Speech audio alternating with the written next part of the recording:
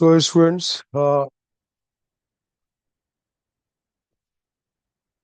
आपने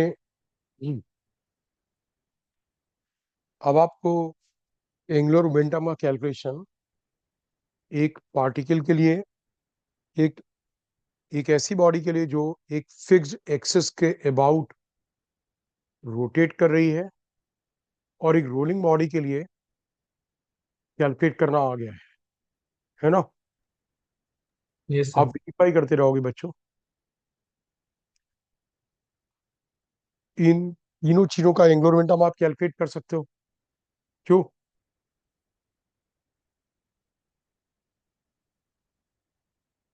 बच्चों, तुम लोग कुछ बोल ही नहीं रहो। Yes yes sir. Sir. Yes sir. और अगर बॉडी प्योर रोलिंग में नहीं है, सपोज आपको ये दे रखा कि इसका, जैसे ये स्फीयर है, ठीक है, और ये स्फीयर v स्पीड से मूव कर रहा है, और अगर प्योर रोलिंग में नहीं है तो दैट मीन्स कि इसके पैरामीटर्स हमें केवल v देने से काम नहीं चलेगा, क्योंकि हम v के थ्रू ओमेगा कैलकुलेट नहीं कर सकते। अगर प्योर रोलिंग होता तो ओमेगा v बाई आर हो जाता, बट क्योंकि अब प्योर रोलिंग नहीं तो ओमेगा क्या होगा, v बाई आर तो नहीं होगा, है ना। Yes sir. तो दैट मीन्स व्हाट कि ओमेगा अलग से देना पड़ेगा। तो अब इस केस में अगर आपसे बोला है कि p पॉइंट के अबाउट आपको इसका एंगुलर मोमेंटम बताना, p पॉइंट के अबाउट, तो p पॉइंट के अबाउट एंगुलर मोमेंटम कितना होगा, M B R plus I omega. और आई सेंटर ऑफ मास के अबाउट लोगे, so M B R plus, अगर ये स्फीयर था, और ओमेगा को आप v के टर्म से नहीं लिख पाओगे बिकॉज ये प्योर रोलिंग नहीं है, तो इनका v और ओमेगा का कोई रिलेशन नहीं है ना। तो आप पार्टिकल के लिए, एक बॉडी जिसकी एक्सिस फिक्स्ड है उसके लिए, और एक ऐसी बॉडी जो कि रोल कर रही है बट उसकी प्योर रोलिंग नहीं है, उसके लिए भी आप कैलकुलेट कर सकते हो कि what will be the value of angular momentum, L की वैल्यू क्या होगी, आप ये कैलकुलेट कर सकते हो। ठीक है बच्चों, नाउ से अब आप ये देखोगे कि प्योर रोलिंग के मतलब को आप ठीक से समझोगे। प्योर रोलिंग का मतलब, अगर आप ये सोचते हो कि v और ओमेगा एंगुलर वेलोसिटी, और अगर v equals omega into R के इक्वल है तो प्योर रोलिंग है, ये this is not sufficient condition. Pure rolling तब होगी जबकि v सोर है, ओमेगा इस ओर है, और v ओमेगा इंटू आर के इक्वल है, तब प्योर रोलिंग होगी। ठीक है, पता क्यों? प्योर रोलिंग के लिए नेसेसरी है कि जो पॉइंट ग्राउंड के कांटेक्ट में है, उसकी ग्राउंड के रिलेटिव वेलोसिटी इस पॉइंट की, जैसे ये पॉइंट ए, ये पॉइंट बी, ये पॉइंट सी, तो ग्राउंड के रिलेटिव ए की वेलोसिटी जीरो होना चाहिए, तब वो प्योर रोलिंग कहलाएगा। आप देखो कि आपको पता कि अगर कोई बॉडी अपनी फिक्स एक्सेस के अबाउट ओमेगा स्पीड से रोटेट कर रही है, तो जो पॉइंट एक्सेस से एक्स डिस्टेंस दूर है, रोटेशन के ड्यू टू उसकी वेलोसिटी कितनी होगी,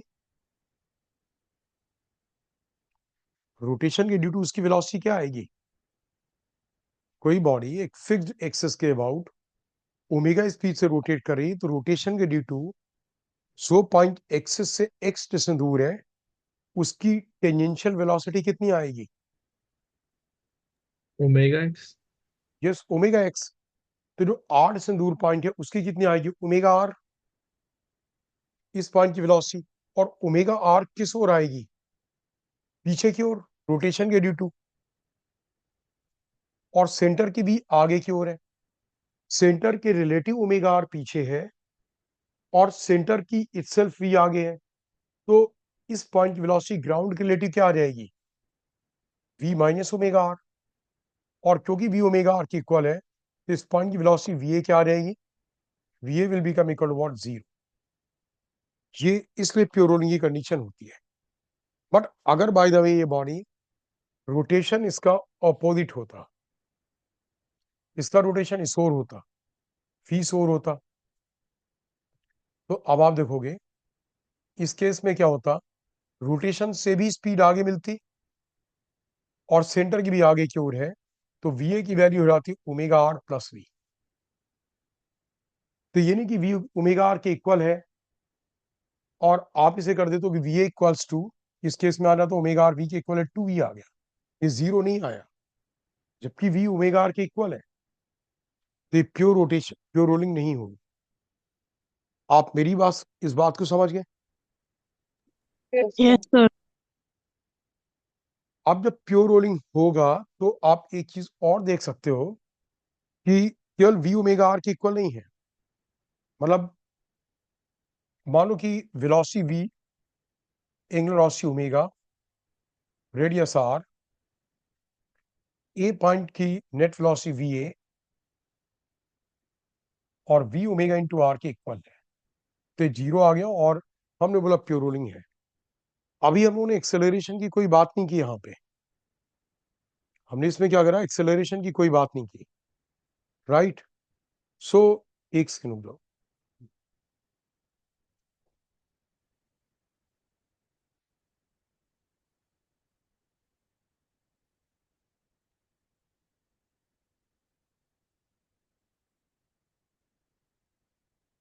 हम लोगों ने इसमें एक्सेलरेशन की बात नहीं की। अगर इसका एक्सेलरेशन इस ओर ए होता तो इसमें अल्फा भी होना चाहिए था, एंगुलर एक्सेलरेशन, और अल्फा के ड्यू टू नीचे वाले पॉइंट का पीछे की ओर एक्सेलरेशन कितना मिलता, अल्फा इंटू आर। रोटेशन के ड्यू टू इसे पीछे वाले नीचे वाले पॉइंट को एंगुलर एक्सेलरेशन के ड्यू टू कितना एक्सेलरेशन मिलता है, अल्फा आर। और अगर एक्सेलरेशन है तो अल्फा भी होना चाहिए और A should be equal to alpha R. So नीचे वाले पॉइंट का A should also be zero, ये भी जीरो होना चाहिए। अगर एक्सेलरेशन होता तो ये भी कंडीशन फुलफिल होती, तब मोशन प्योर रोलिंग का होता, राइट? ठीक है, सुनाओ सी। अब जब प्योर रोलिंग का है, वी सोर ओमेगा एसोर, ए सोर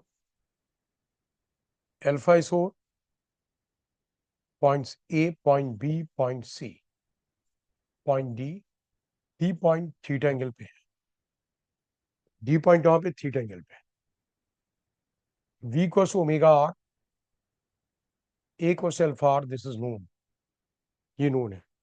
आप इसे नोट जरूर से करते रहोगे, ठीक है? जो भी मैं करा रहा हूं आप इसे नोट जरूर करो।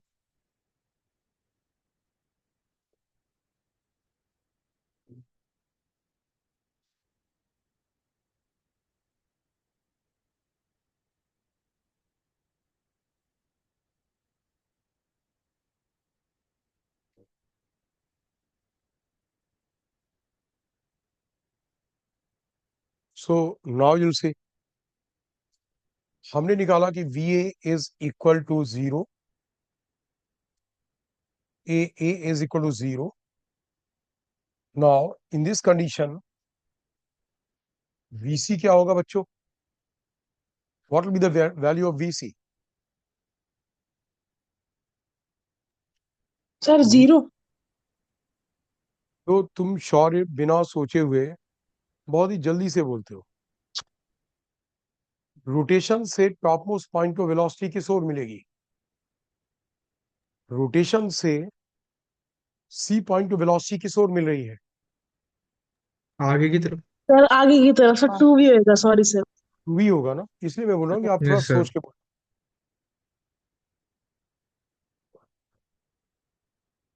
एसी क्या होगा,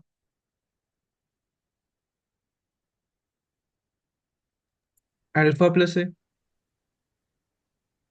अल्फा सर प्लस। टू है। सर टू है।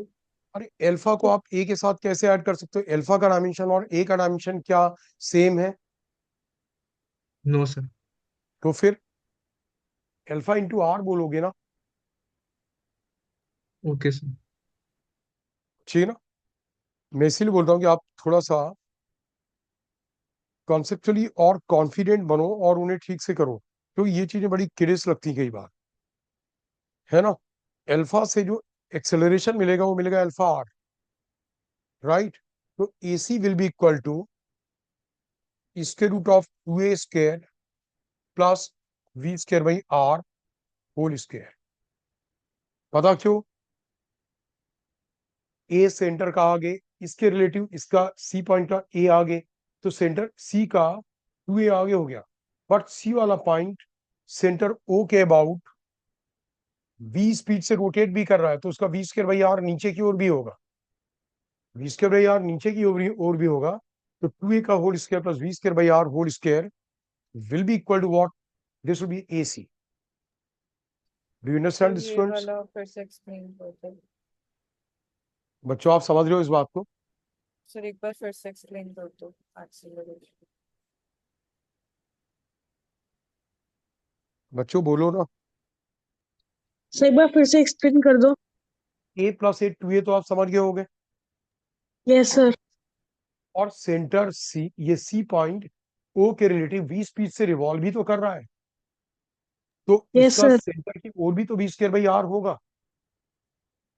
Yes sir. सिमिलरली मैंने यहाँ पे ए लिखा था इतना, तो A was not zero, A was, it was v square by are, क्योंकि इसका ए आगे, इसका ए पीछे, बट ये वाला पॉइंट सेंटर के अबाउट v स्पीड से रोटेट कर रहा है। ग्राउंड के रिलेटिव इसकी वेलोसिटी जीरो है, सेंटर के रिलेटिव v है, तो v square by R centre की ओर होगा, तो इसका सेंटर की ओर इतना एक्सेलरेशन होगा। Right? This is clear? Yes sir. अब आप देखोगे,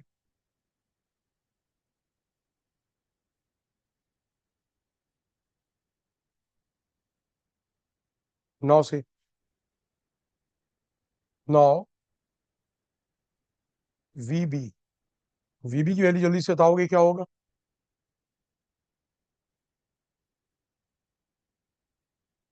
वीबी will be equal to what? VB/2। v root two. आप v बाई रूट टू बोल रहे थे क्या? No sir. v by root two क्यों? सेंटर का v आगे की ओर और सेंटर रिलेटिव्स का v नीचे की ओर, तो दो v हो गए इसके पास, और उसका रिजल्टेंट क्या होगा? Square root of v square plus v square, that is what? 2v square. यही होगा ना? Yes sir. So this will be what? v root two. अब ए बी क्या होगा? A B will be equal to, इसका centre का A आगे, centre relative इसका ए टेंजेंशियल, और एक v square by R centre की ओर, so this will be, net will be a minus v square by R whole square plus A square. Centre का v a आगे, b का centre के towards v square by R, so net becomes a minus v square by R, और एक a tangential alpha into R के due to, तो resultant will be what? This. ठीक है? Okay sir. अब आप देखो, यस सर। vd आप नोट करते जा रहे हो ना? Yes sir. Yes sir.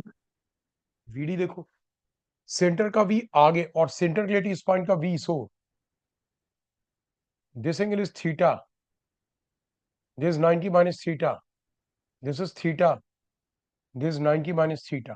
तो एक v आगे की ओर, वही सेंटर वाला, और एक v इस ओर टेंजेंशियल, दोनों के बीच का angle 90 minus theta. So vd will be equal to square root of v square plus twice of vv cos of 90 minus theta. This will be this thing. Sir एक बार आप फिगर दिखा सकते हो, वो ढंग से दिख नहीं रही, एक बार Okay. हल्की सी ऊपर कर दो। Yes sir. ठीक है?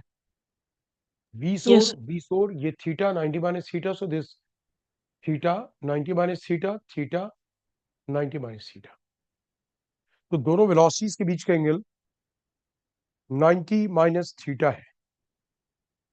ठीक है? Yes sir. Yes sir. 9 से। Okay sir. अब आप एडी देखोगे,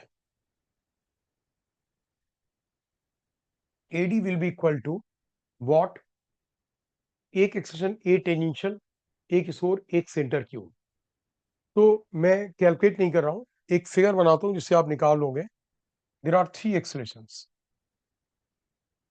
इस ओर v स्क्वायर बाई आर, इस ओर a, इस ओर a, this angle is 90 minus theta, क्योंकि ये थीटा है, याला 90 माइनस थीटा, याला भी 90 माइनस थीटा। आपको इन 3 एक्सेलरेशंस का रिजल्टेंट निकालना होगा। ये 3 एक्सेलरेशन है, इनका रिजल्टेंट निकालना। This will B AD, right. अब आप देखो, जब मैंने आपसे ये बताया कि जब हम एक स्फीयर और radius, mass m, coefficient of friction mu, इसे v स्पीड देते हैं और ओमेगा, कोई भी ओमेगा नहीं दिया, ओमेगा हमने नहीं दिया, v स्पीड दी, तो कितनी देर के बाद इसकी प्योर रोलिंग स्टार्ट होगी? जब प्योर रोलिंग स्टार्ट होगी तब इसकी वेलोसिटी क्या होगी, राइट। तो आप देखो, जब आप v स्पीड इस ओर दोगे तो फ्रिक्शन इस ओर लगेगा, इस ओर का फ्रिक्शन म्यू एम जी, क्योंकि प्योर रोलिंग है नहीं तो मैक्सिमम फ्रिक्शन लगेगा। इस ओर का फ्रिक्शन म्यू एम जी, इसमें रोटेशन इस सेंस का कॉज करेगा, यानी ओमेगा इस ओर प्रोड्यूस कराएगा। तो म्यू एम जी से रिटार्डेशन कितना आएगा? क्योंकि वेलोसिटी के ऑपोजिट है, so A is minus mu G, और म्यू एम जी के फोर्स के टॉर्क से mu M G into R will be the torque, torque tau equals to I alpha. Alpha कितना आएगा? 5/2 mu ji by R, 5/2 mu ji by R, this will be the alpha, ये alpha आएगा। तो इस retardation का काम होगा velocity को कम करना, और अल्फा का काम होगा ओमेगा को इंक्रीज करना। प्योर रोलिंग में फ्रिक्शन का डायरेक्शन और फ्रिक्शन का ऑब्जेक्टिव हमेशा इम्प्योर रोलिंग को रोलिंग में कन्वर्ट करने का होता है, इम्प्योर रोलिंग को रोलिंग में कन्वर्ट करने का होता है ना। जैसे मान लो मैं ये बोल रहा हूं तो आप इस सेंटेंस मेरा नोट नहीं करते होगे, क्योंकि मैं हिंदी में बोल रहा हूं, है कि नहीं? नहीं सर, उसे इंग्लिश में नोट कर लेते हैं सर। कर लेते हो? Yes Okay. Sir. So you see, sir एक और चीज पूछनी थी सर। हाँ A is equal to sir minus UG sir, उस वो माइनस सर डायरेक्शन की वजह से है ना? हाँ। ठीक है सर। तो पॉइंट ऑफ फ्रिक्शन चाहता कि इस पॉइंट की वेलोसिटी 0 आ जाए। पहले सेंटर v से जा रहा है, रोटेट कर नहीं रहा है, तो ये वाला पॉइंट भी v आगे जा रहा होगा। अगर वो v को कम करेगा और ओमेगा को इंक्रीज करेगा तो ओमेगा आर इस ओर धीरे धीरे इंक्रीज होगा, और जब ओमेगा आर इसके v के इक्वल आ जाएगा, जैसे t टाइम के बाद इसकी वेलोसिटी हो जाएगी v डैश, t टाइम के बाद वेलोसिटी हो गई v dash is equal to v minus mu G T, ये हो गई। और t टाइम के बाद ओमेगा हो जाएगा omega initial 0 plus alpha T, alpha है 5/2 mu ji by are into T. अब अगर प्योर रोलिंग हो गया स्टार्ट, तो इसका मतलब ये होगा कि v dash will be equal to omega final into R, so v minus mu G T will be equal to 5/2 mu ji by are into T into R, इसके equal हो गए। इस इक्वेशन में अननोन क्या है? Time. Time. Sir तो time. Time unknown हुआ ना, तो टाइम टी पता लग जाएगा कितनी देर के बाद प्योर रोलिंग स्टार्ट होगी, और टाइम टी की वैल्यू आप यहां डाल दोगे तो वेलोसिटी पता लग जाएगी, यहां डाल दोगे उस टाइम पे ओमेगा क्या है वो पता लग जाएगा। और जब प्योर रोलिंग में मोशन कन्वर्ट हो जाएगा, इस वाले पॉइंट की वेलोसिटी 0 आ गई, क्योंकि V dash omega final into R के इक्वल आ गया, तो इस पॉइंट की वेलोसिटी 0 हो गई। इसके बाद फ्रिक्शन का लगना बंद हो जाएगा, इसके पहले पूरा फ्रिक्शन लग रहा था न्यूटन्स लॉ वाला म्यू एम जी, और इसके बाद क्या होगा, फ्रिक्शन का लगना बंद हो जाएगा, राइट। अब मुझे आप एक चीज बताओगे कि रफ फ्लोर है, यू वांट की प्योर रोलिंग हो, और ये कंडीशन अचीव हो गई, यानी अचीव हो गई, इसके बाद प्योर रोलिंग भी रहे और फ्रिक्शन भी कुछ ना कुछ लगे, थोड़ा बहुत फ्रिक्शन लगे, तो व्हाट यू सजेस्ट कि हम क्या करना चाहिए हमें, कि थोड़ा बहुत फ्रिक्शन भी लगते रहना चाहिए, प्योर रोलिंग भी बनी रहे, इस कंडीशन के बाद, बोलो।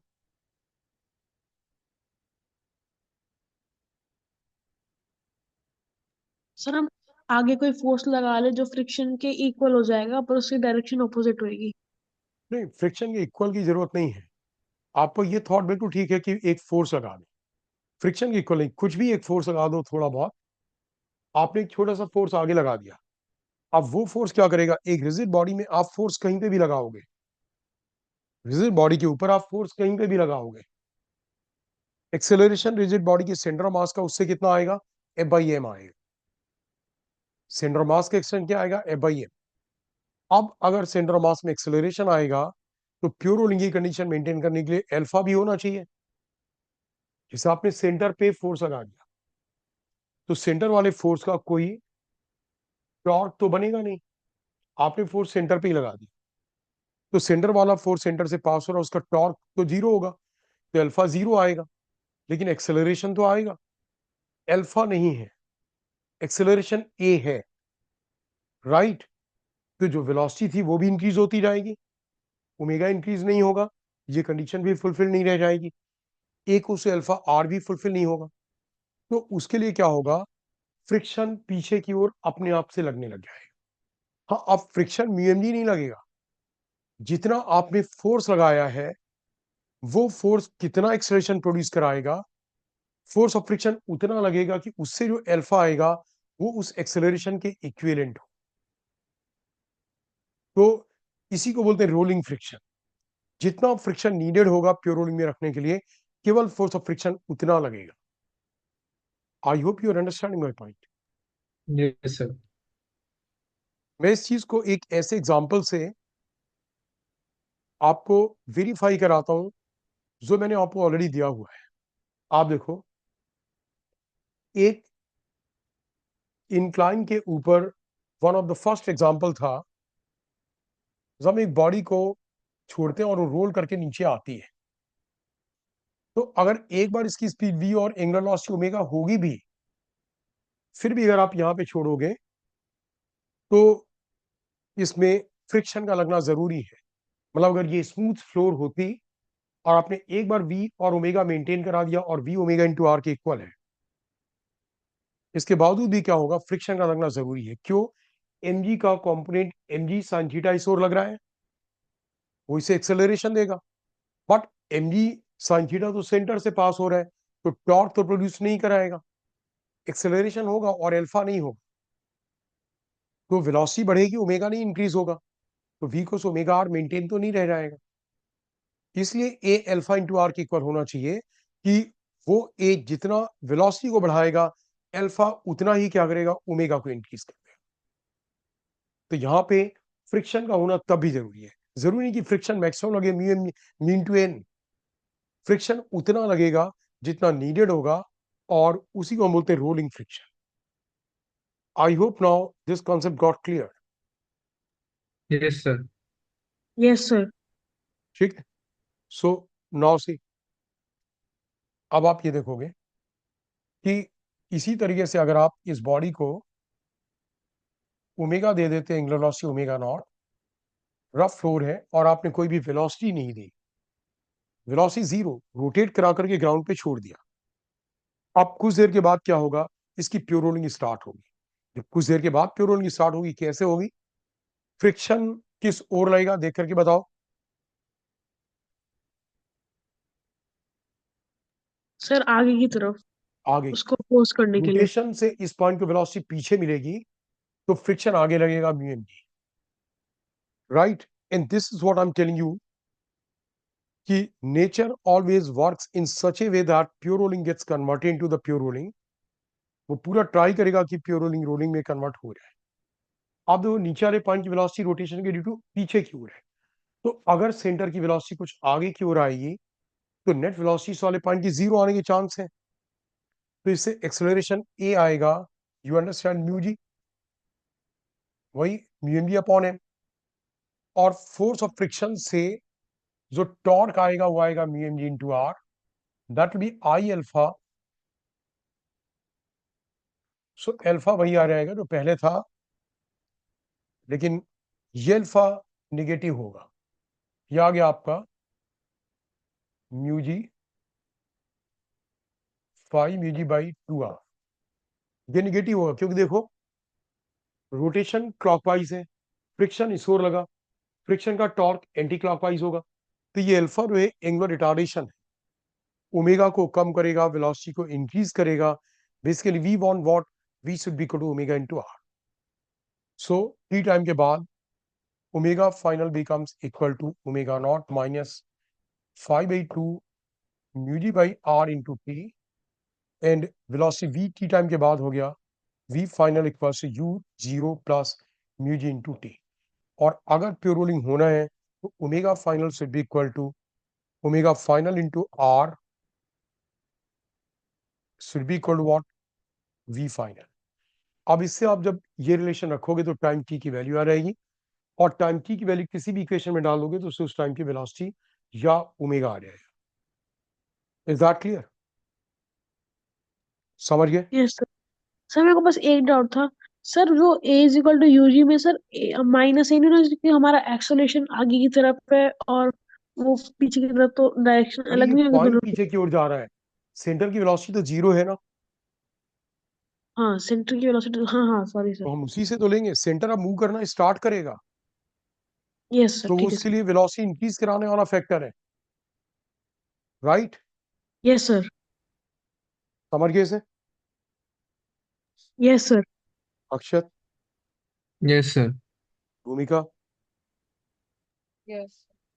ओके नाउ आप देखो, तुमने अक्षत इसी में मुझसे क्वेश्चन क्या पूछा था कि इसे कुछ वेलोसिटी वी दे दी,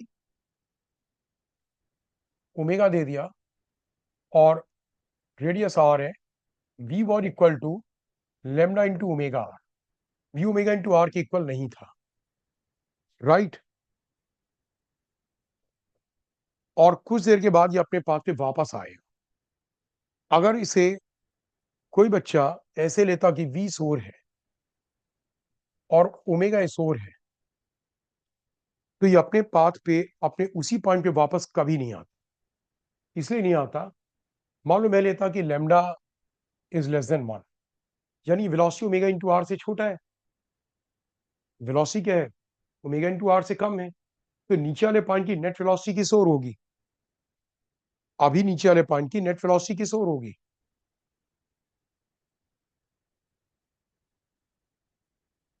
अरे बोलो ना। सर आगे की तरफ। आगे की तरफ कैसे? जब भी ओमेगा इंटू आर से छोटा है तो ओमेगा इंटू आर बड़ा होगा, तो नीचे वाले अच्छा पॉइंट की नेट वेलोसिटी किस ओर आएगी? पीछे की, अच्छा समझ गया सर। यस पीछे उधर। की तरफ आएगी ना। हाँ sir. Akshat, are you getting it? Yes sir. इस पे फ्रिक्शन आगे की ओर लगेगा, पूरा लगेगा mu M g, acceleration a आएगा म्यू जी, क्योंकि इसे वेलोसिटी को इंक्रीज कराना, वेलोसिटी कम है, वेलोसिटी को ओमेगा इंटू आर के इक्वल लाना है, राइट? तो इस केस में क्या होता, टी टाइम के बाद वेलोसिटी वी नॉट हो जाती v plus mu g into t, that is lambda into omega r plus mu g into t. और इसका टॉर्क वही होता जो अभी हमने कैलकुलेट किया था, alpha 5/2 mu ji by are, क्योंकि ये सॉलिड स्फीयर ही है, वही होता। तो इसका ओमेगा क्या होता, ये इसका torque anti clockwise, rotation clockwise, तो omega final will be equal to omega minus 5/2 mu G R into T. अब आप क्या करोगे जब प्योर रोलिंग आएगा, V not is equal to omega final into R कर दोगे, टाइम टी की वैल्यू आ रहेगी कितने टाइम के बाद ये प्योर रोलिंग स्टार्ट करेगा और तब की वेलोसिटी भी आ रहेगी और ओमेगा फाइनल भी आ रहेगा।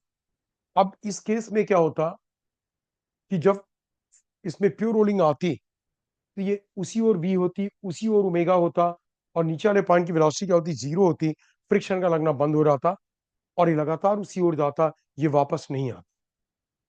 ये क्या होता, वापस नहीं आता। ठीक है, तो ये वो क्वेश्चन नहीं जो तुमने दिया था।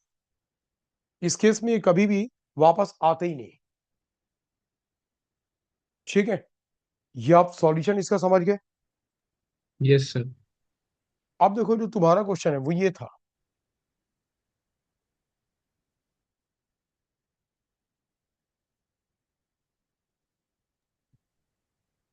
सर वो ऊपर का लिखा हुआ दिख भी रहा। अच्छा यस सर। ठीक है,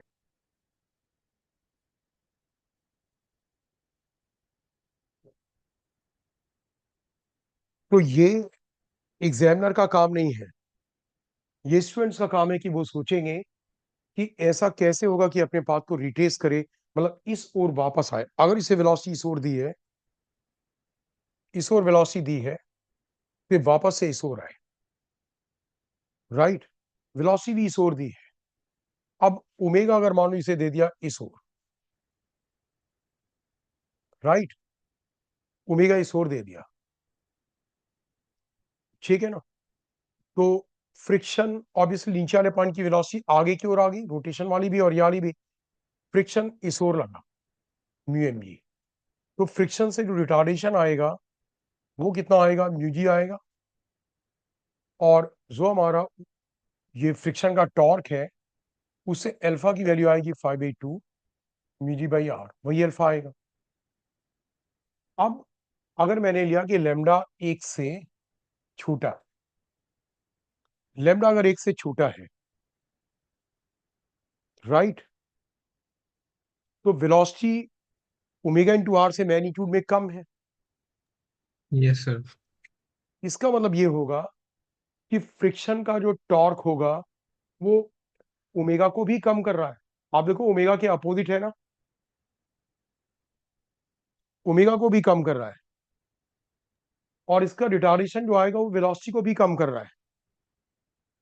बट क्या होगा, कुछ देर के बाद वेलोसिटी जीरो हो जाएगी, v जो है वो जीरो हो जाएगा, बट ओमेगा जीरो नहीं होगा। अगर v ओमेगा इंटू आर के इक्वल होता तो एग्जैक्टली सेम टाइम पे दोनों चीजें जीरो होती और अल्टीमेटली वो रुक जाता। मतलब क्या कि ओमेगा एक तरह से इक्विवेलेंटली बड़ा है, ओमेगा और वी को कंपेयर नहीं कर सकते, बट ओमेगा इंटू आर की वैल्यू बड़ी है। इसका मतलब ये होगा कि ओमेगा बड़ा है, वी छोटा, तो वी पहले जीरो आ जाएगा, ओमेगा जीरो नहीं आएगा। अब वी कितनी देर के बाद जीरो आ जाएगा, ये वेलोसिटी वी, दैट इज मैंने बोला ये है लेमडा ओमेगा आर, ठीक है ना, minus mu G T is equal to zero. तो टाइम टी आ गया lambda omega are upon mu G. इतने टाइम के बाद वेलोसिटी क्या होगी, जीरो आ जाएगी। राइट, अब जब इतने टाइम के बाद वेलोसिटी जीरो आ जाएगी तो उस टाइम पे इसका ओमेगा क्या होगा, omega final will be equal to omega initial minus 5/2 mu ji by are into t. T is lambda omega are upon mu g. So that becomes omega final is equal to omega minus 5/2 lambda omega r, यही हो गया ना, नहीं are से are तो cut गया था, केवल ओमेगा, केवल वॉट, ओमेगा, इतना आया ना।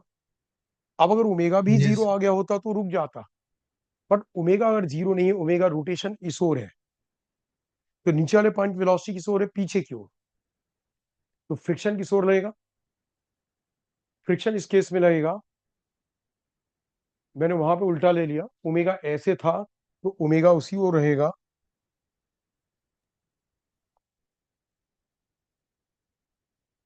ओमेगा जीरो नहीं हुआ।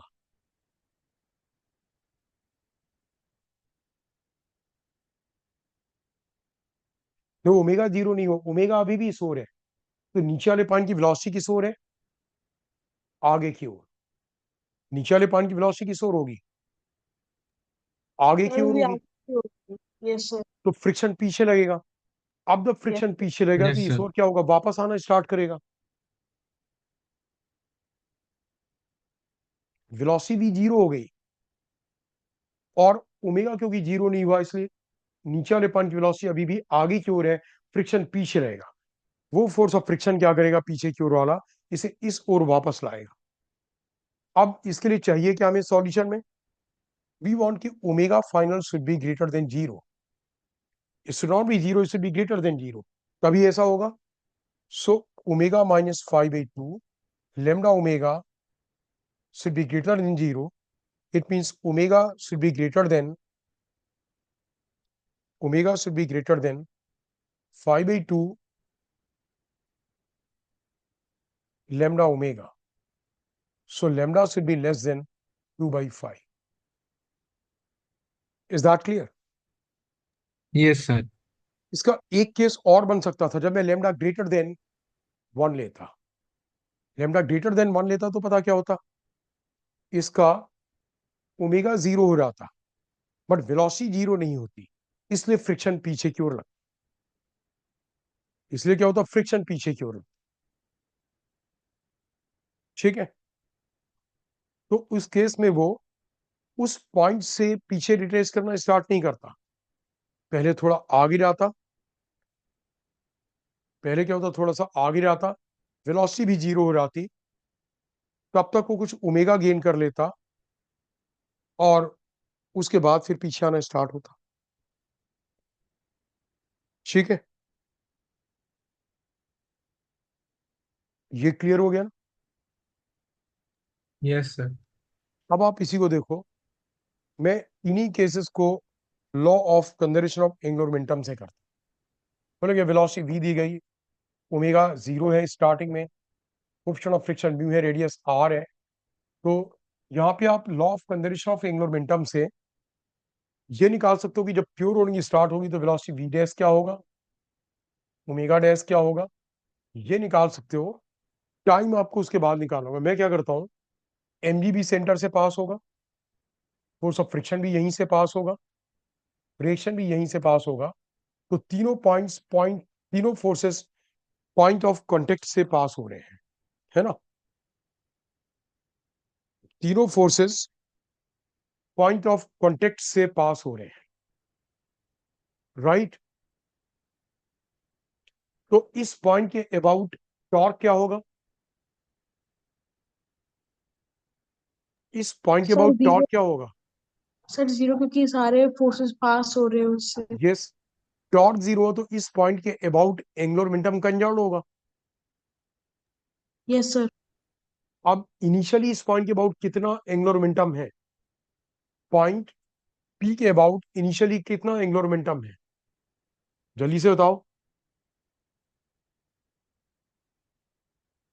यहां पे ही जरूरत होती है कि आप, जब मैंने बोला ना आपको हर एक तरीके से एंगुलर मोमेंटम कैलकुलेट करना आता है, तो आप यहां पे इमीडिएटली बता पाते कि it will be mvr, centre of mass 20 feet से आगे जा रहा, centre of mass is a particle.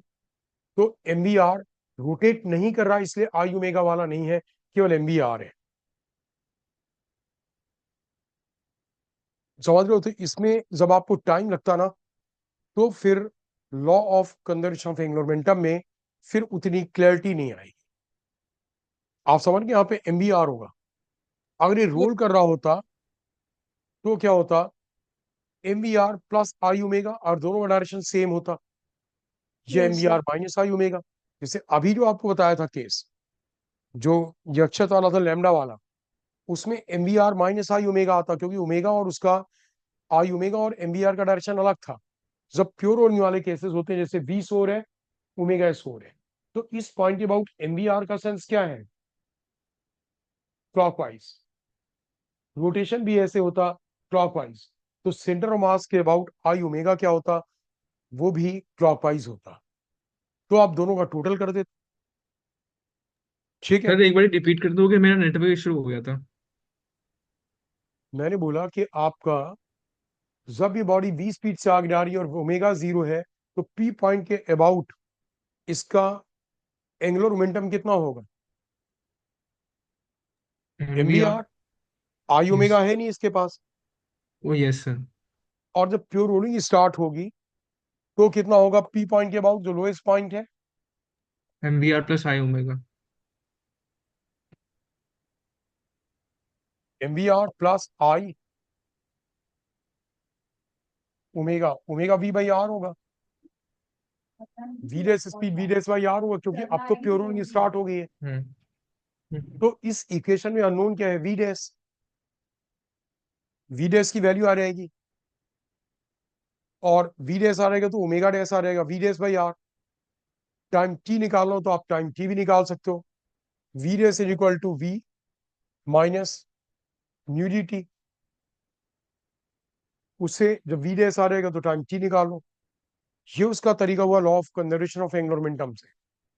जब मैं वो वाला क्वेश्चन देता कि इनिशियली ओमेगा है बट वेलोसिटी नहीं है, तो आप यहाँ पे क्या करते? इनिशियल आई ओमेगा नॉट, बाद में क्या करते? वेलोसिटी वी डैश हो गई जब प्योर रोलिंग हुई, so M V dash R plus 2/5 M R square into V dash by R. फिर से वी डैश अननोन होगा और ओमेगा के टर्म्स में आ जाएगा। मतलब कभी आप लोग ये सारे फोर्सेस इसी पॉइंट से पास होते, तो आप इस पॉइंट के about law of conservation of angular momentum इस पॉइंट के अबाउट आप ले सकते थे। बोलो, समझ रहे हो? Yes sir. ठीक है, ये दिस इज क्लियर ना?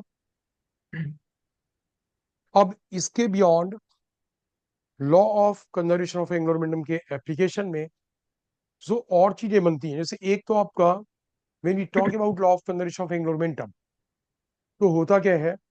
सबसे पहले वही कि एक्सिस फिक्स्ड है, बॉडी रोटेट कर रही है, मास एक्सिस से दूर जाएगा या मास एक्सिस की ओर आएगा, and I1 omega 1 will be equal to what? I2 omega 2।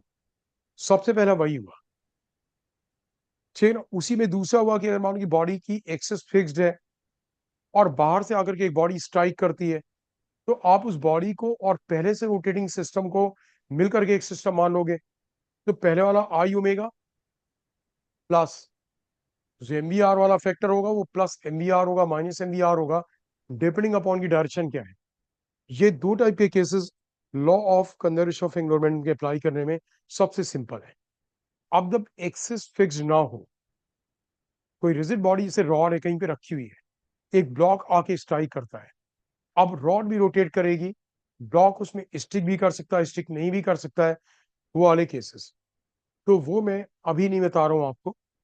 आप पहले जो मैटर मैंने आज बताया, आपसे पहले ठीक से रिवाइज करो, डाइजेस्ट करो, और ये इंश्योर करो कि आपको इसमें पूरी क्लियरिटी है, तो उसके बाद मैं बताऊंगा। मतलब हो सकता है कि आज इवनिंग में मैं फिर से आपसे मैसेज दे दूं, आप इसे ठीक से रिवाइज करो, ठीक से पढ़ो, क्योंकि अब आज टेस्ट तो आज है नहीं, तो मे बी इवनिंग में मैं दोबारा से मैसेज दे दूं एक सेकेंड स्लॉट के लिए। ठीक है? राइट? ओके। ठीक है। यस। Okay sir. ओके।